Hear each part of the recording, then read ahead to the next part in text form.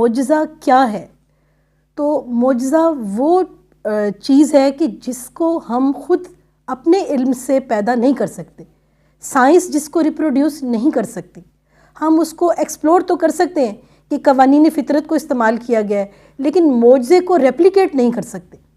جیسا کہ حضرت ابراہیم علیہ السلام پر آگ ٹھنڈی ہوئی تو کوئی نہ کوئی سائنٹیفک لاجک اس تک پہنچنے کے کچھ راز تو کر سکتی ہے، لیکن انسان ایسا نہیں کر سکتا کہ آگ ہے وہ جل رہی ہے، وہی آگ لکڑی کو تو جلا رہی ہے اور ایک انسان کو اس سے محفوظ کر رہی ہے. ہوا کے اندر ہم پرندے کو دیکھ کر جہاز تو اڑا سکتے ہیں، لیکن بغیر فیول کے، بغیر کسی پاور کے، انرجی کے، انسان کی یہ طاقت نہیں ہے کہ وہ کہے اور ہوا اس کو کہیں لے جائے، جیسا کہ حضرت سلیمان علیہ السلام کو ہوا لے گئی تھی. تو معجزہ پھر وہ ہوا کہ جس کو سائنس اور عقل جس کو کاپی نہیں کر سکتے، جس جیسا نہیں بنا سکتے، کیونکہ اس کی وجہ یہ ہے کہ تمام مخلوقات جو ہیں وہ اللہ کی تخلیق ہیں. تو اللہ جب چاہتا ہے اپنے مقرب بندوں کے لیے، اپنے انبیاء کے لیے ان چیزوں کو آؤٹ آف دا وے لے کر جاتا ہے تاکہ عقل، سائنس اور تمام علوم یہ جان سکیں کہ اللہ کی طاقت، رب کی طاقت کیا ہے، اور لوگ ان کو مان سکیں، لوگ سمجھ سکیں کہ یہ سب عطا جو ہے یہ اللہ کی طرف سے ہے اور وہ دراصل تمام تر قدرت کا مالک ہے.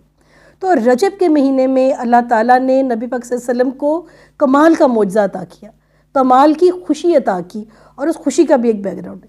جیسے ہر غم کے بعد ایک خوشی ہے، ہر مشکل کے بعد ایک آسانی ہے. نبی پاک صلی اللہ علیہ وسلم نے شیب ابی طالب کے بعد 2 ایسی جو ہے نا انتقال کا صدمہ برداشت کیا کہ اس سال کو عام الحزن کہا جاتا ہے، جس میں حضرت ابو طالب اور حضرت خدیجہ رضی اللہ تعالیٰ عنہ اللہ کو پیارے ہو گئے. اس کے بعد سفر طائف میں نبی پاک صلی اللہ علیہ وسلم کو شدید مشکلات، لوگوں کے پتھراؤ اور ہر قسم کے جو ہے نا تکلیف جسمانی اور روحانی کا سامنا کرنا پڑا. ان 2 بڑی تکالیف کے بعد اللہ تعالیٰ نے نبی پاک صلی اللہ علیہ وسلم کو خوشی دی، ان کو معراج کا تحفہ دیا، ان کو اپنے پاس بلایا اور راتوں رات مکہ سے مسجد اقصیٰ اور وہاں سے پھر 7 آسمانوں کی سیر کروائی. اور نبی پاک صلی اللہ علیہ وسلم نے جب وہاں سے آنے کے بعد یہ سب ذکر کیا تو لوگوں نے، ابو جہل نے مذاق اڑایا، کچھ نہیں. پھر جو فلسطین کو جانتے تھے انہوں نے ان کے بارے میں پوچھا تو نبی پاک صلی اللہ علیہ وسلم نے وہاں کے احوال اور نقشہ سب کچھ بیان کر دیا. اسی بات پر، اسی تصدیق پر حضرت ابوبکر صدیق کو صدیق کا لقب عطا ہوا کہ انہوں نے تصدیق کی بغیر کسی بات کے، بغیر کسی سوال کے. اور اللہ تعالیٰ نے اپنا یہ معجزہ جو نبی پاک صلی اللہ علیہ وسلم کو عطا کیا، اس میں معراج پر اللہ نے ان کو جنت دوزخ دکھائی، اپنے راز کھولے. اللہ تعالیٰ نبی پاک صلی اللہ علیہ وسلم سے ہم کلام ہوئے. اللہ تعالیٰ کا نبی پاک صلی اللہ علیہ وسلم کے درمیان مختصر ترین فاصلہ رہ گیا. ان کو وہ مقام عطا ہوا، وہ راز ان پہ کھلے جو اس سے پہلے کسی نبی پر نہیں کھلے تھے. ان کو سدرۃ المنتہا کا مقام عطا ہوا جو وہاں سے شروع ہوتا ہے جہاں 7واں آسمان ختم ہوتا ہے. ان کو وہ مقام عطا ہوا جہاں حضرت جبرائیل علیہ السلام کی بھی رسائی نہ تھی.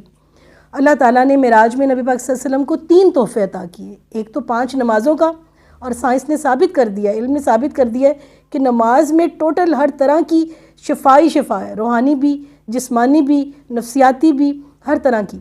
پھر اللہ تعالیٰ نے دوسرا تحفہ سورہ بقرہ کی آخری 2 آیات بتائیں کہ جن کا پڑھ لینا ہر چیز کے لیے کافی ہے، یعنی ہر دعا کے لیے جو ہے یہ جو ہے اس کا متبادل ہو سکتا ہے.